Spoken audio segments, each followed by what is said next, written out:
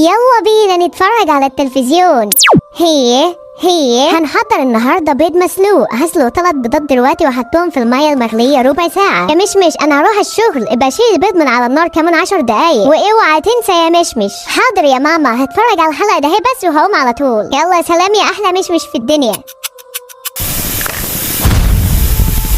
يا لهوي انا نسيت البيض على النار. انا همشي بسرعه قبل ما البيت ينفجر. ايه ده بيت اللي بيولع هناك ده؟ يا نهار ابيض انا هموت. ماما لو شافت البيت كده هتنفخني. انتوا لازم تدعموني بلايك واشتراك عشان ما اموتش النهارده.